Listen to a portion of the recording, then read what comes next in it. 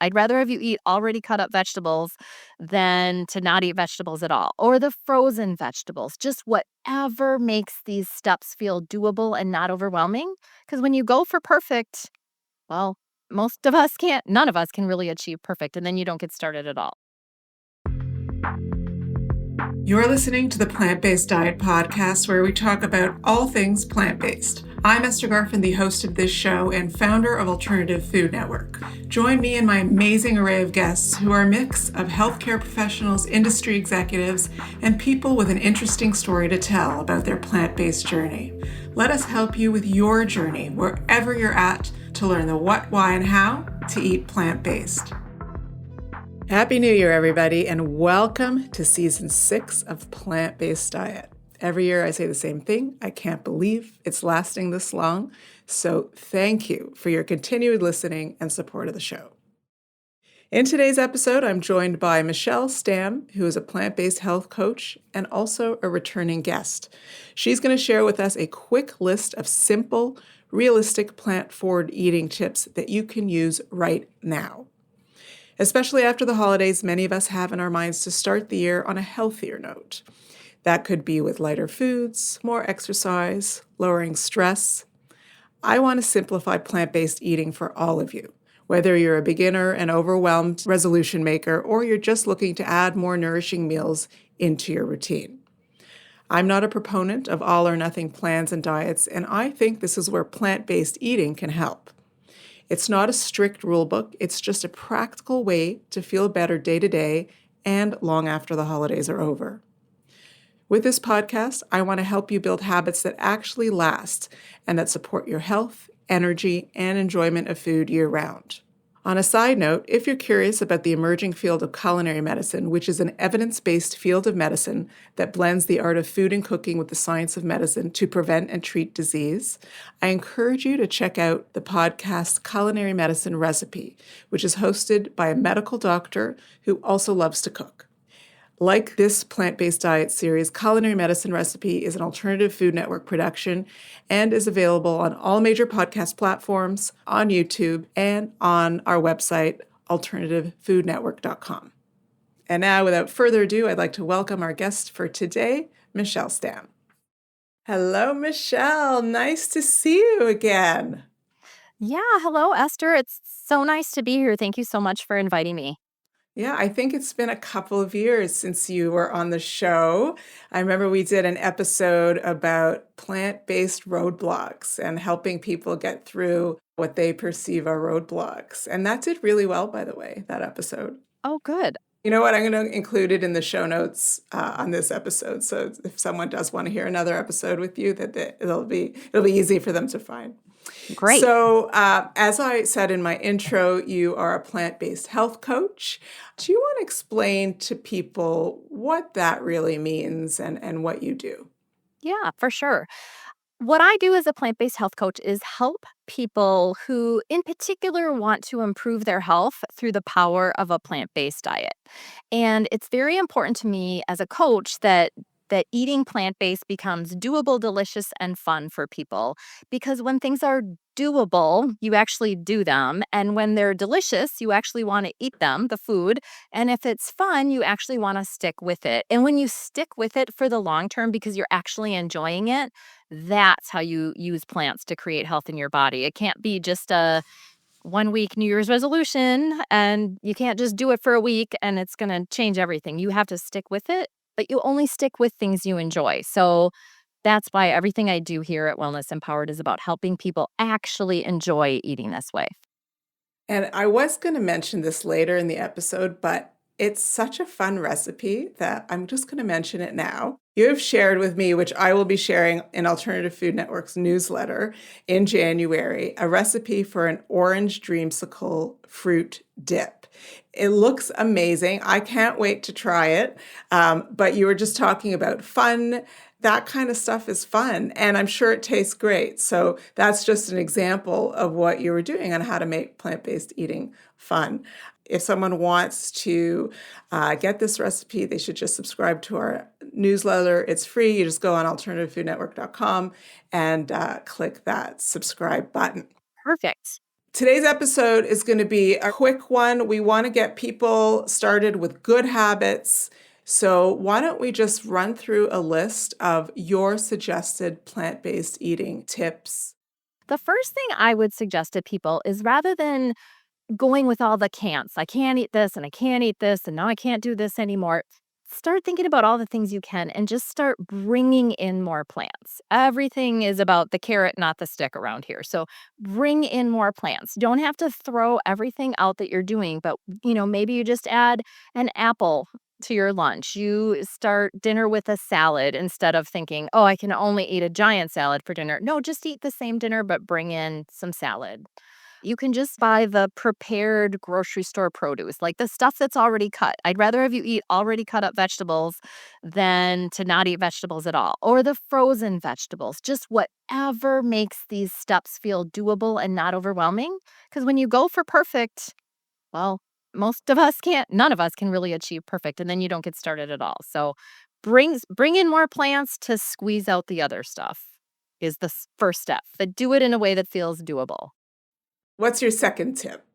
My second tip is to keep things familiar. So if you're making the switch over to a plant-based diet, whether it's just you and or especially if it's people at home, like if you live with kids or something, like I think it's better to keep things familiar. So if you're a Taco Tuesday family, keep the tacos on Tuesday, just make them plant-based. Or if you're a Sunday morning pancake family, keep Sunday morning pancakes, just make them plant-based and there's recipes for these things online.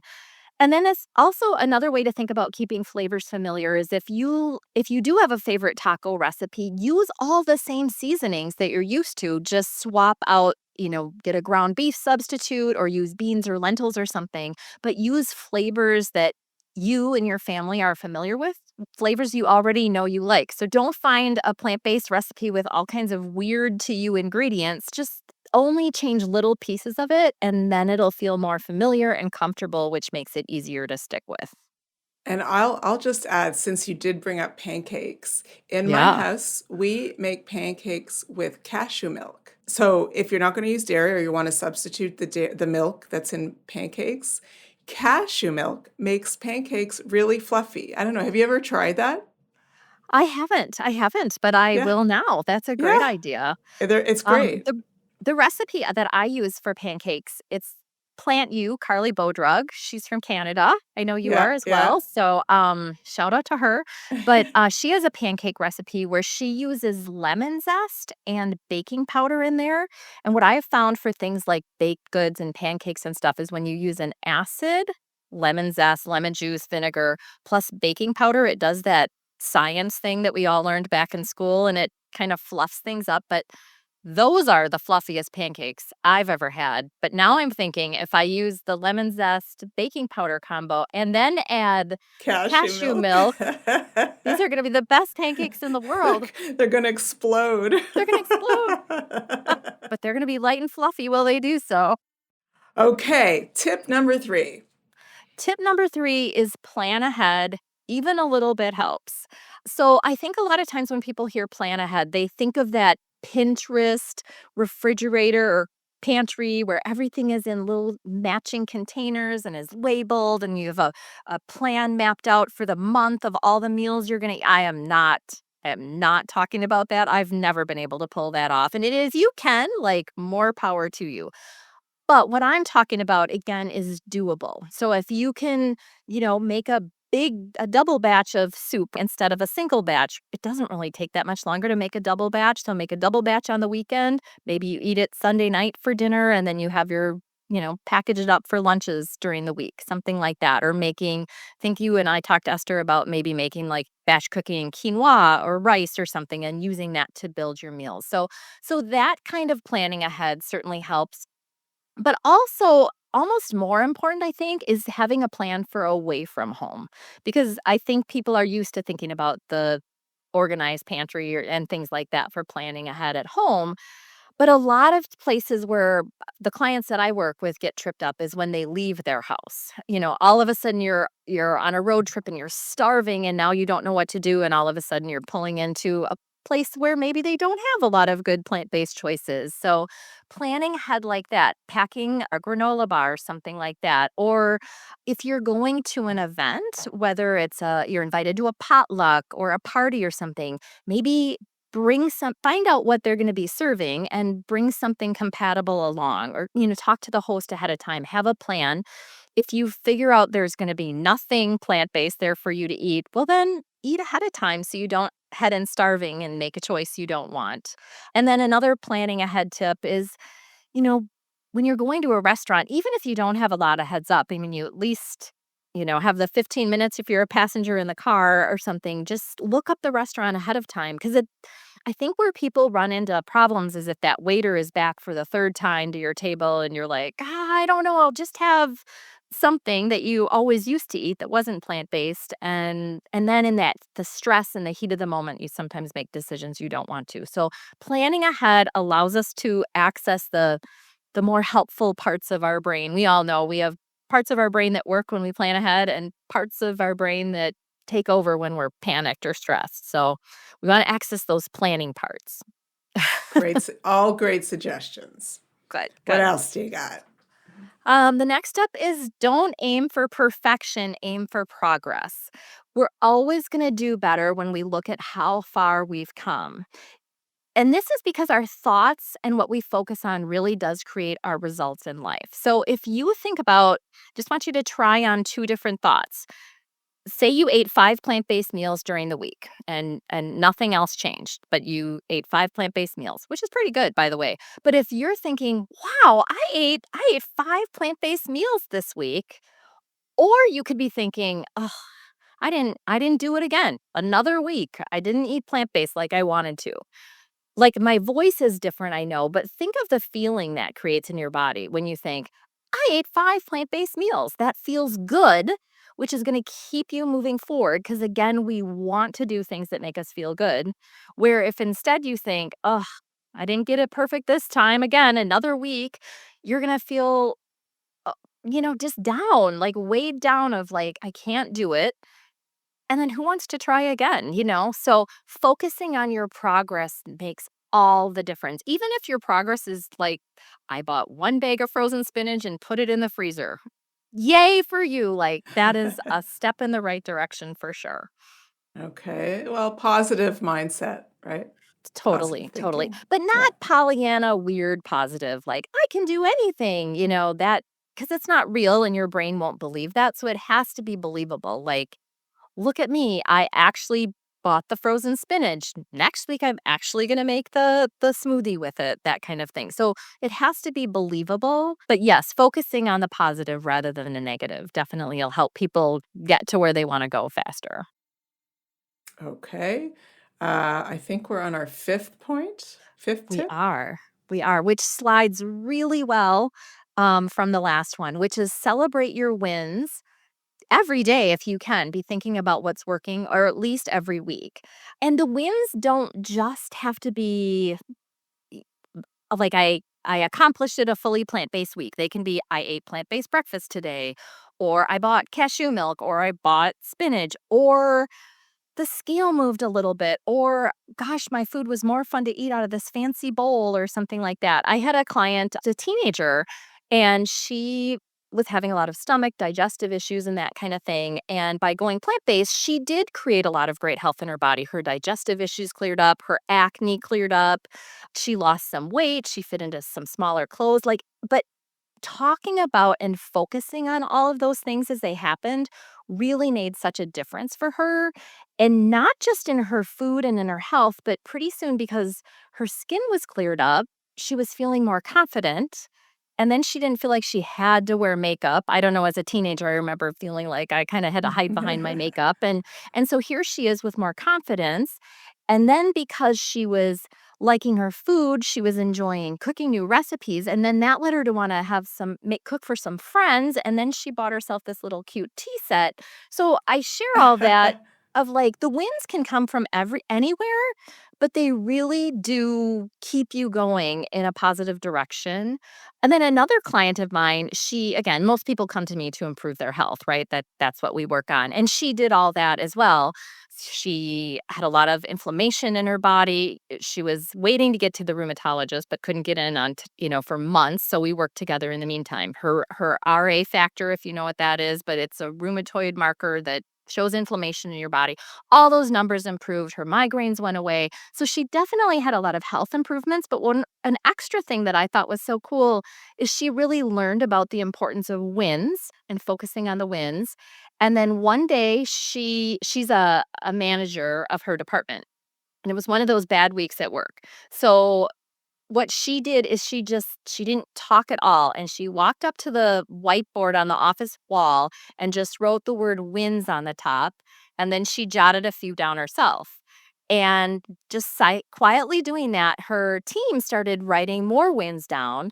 And then a couple weeks later, she wasn't even doing it anymore. They were writing wins on top of this board, even when she wasn't there, and keeping track of the wins. And I guess I share all of that second story, especially to show like how this spills into every area of your life. And it's making her a more effective boss at work, and it's making her employees more productive and everything. So I could go on, and I kind of am, but the point is focusing on your wins really does make a difference. Yeah. And as you said, it relates to the previous point about positive mindset and positive reinforcement as well. Right, right. And then I think the celebrate your wins is really that celebrate piece too. Like it's more than just observing them, it's acknowledging them and seeing how they really are making a difference in your life. And now for our last one. Always keep it fun. The reason to have fun with it is again, you want to do things that are fun. Who wants to do things that feel daunting and drudgery and, all of that? Like nobody does, but people want to do things that are fun. So if you can make plant-based eating fun, you're going to want to stick with it for the long term, and that's how the plants can keep creating health in your body. You So, know, when I asked you in advance of the recording if you would like to share a recipe with us, and you sent me this orange dreamsicle, I'm like, that is so fun. good, good, good, This good. is really perfect. So Yes. again, if someone would like to get this recipe, it will be in our January 2026 newsletter. So please just go to our website at alternativefoodnetwork.com and click the sign up button. Yes. And I will say, like, I'm so excited about that recipe, that dip recipe. I loved orange dreamsicles growing up as a kid, before I ate plant-based. And when I went to create this recipe, I knew I didn't want to use nuts in it. My future daughter-in-law is allergic to nuts, so I wanted to stay away from that. So I used tofu as the base, but hopefully that doesn't scare anyone away. Like it's so good and it goes with fruit and kids love to dip things anyway. So that recipe really does exemplify the word fun in a really very realistic way, something anybody can make. So Well, on behalf of the Alternative Food Network newsletter subscribers, I thank you very much. you are very welcome. I love to share recipes, anything to help people eat more plants. Totally. Oh, awesome. Thank you.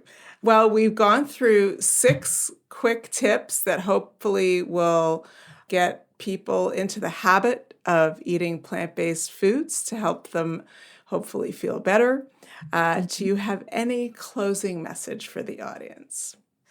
Yes, I think the main thing is just get started. No matter which of these tips landed with you the most, take that tip or that suggestion for spinach in the freezer, or try the orange dreamsicle dip, or anything we talked about. Just keep moving forward. That's really it. I mean, I know this is an expression people use, you can't move a park or you can't steer a parked car. So you've got to get moving and then you're gonna create successes and you're gonna come up against challenges, but working through those challenges is how you're gonna get to where you wanna go. So, don't let yourself get overwhelmed and you just keep moving forward. That's when if you think about driving in the fog, that's how the fog lifts is when you move forward. You can't see when you're sitting still, but then you get moving and you can see where you're going, and that's why you've got to get started to get things moving. So, Wonderful. If someone wants to reach you, what's the best way for them to do that? I would love to connect with any of your listeners, Esther. That would be great. I offer a 45-minute free consultation call where we talk about you and your goals for eating plant based and anything that's getting in your way, and also some next steps for getting started, which you can schedule on the Work With Me page of my website, which is wellness-empowered.org. And that's going to be hooked up in the show notes as well. And if you're not quite ready for that call yet, you can sign up for my plant based roadmap to better health on my website as well. And that walks you through some simple steps for getting started. Some of the tips we shared today, as well as some others, and then a few recipes, including one for bolognese sauce, which uses, we talked before about substituting in your favorite flavors, but using just a substitute instead of like ground beef, for example. And this bolognese sauce uses, you grind up mushrooms and walnuts and make like a ground beef substitute. So even just to sign up and learn that recipe then would help you expand on your own tacos and chilies and that kind of thing. So anyway, head on over to my website is a very long answer and sign up for the roadmap or book a call if you'd like to talk more, cuz I would just love to again help you eat more plants in ways that you enjoy. That's what I do here at Wellness Empowered. Wonderful. Well, thank you so much. It was great to see you and interview you again. Hopefully, the episode will do as well as the last one. So, thank you. Yeah, thank you so much for having me here, Esther. It's always good to talk with you and your listeners. I hope you found this helpful. Please share, rate, leave a review, and follow Plant Based Diet on your favorite podcast listening platform. You can find us on YouTube and Instagram at Alternative Food Network. We also publish a monthly newsletter that includes plant-based recipes, links to our latest episodes, and the occasional giveaway. You can subscribe for free by going to our website at alternativefoodnetwork.com and click the newsletter sign up button. Until next time, thanks for listening.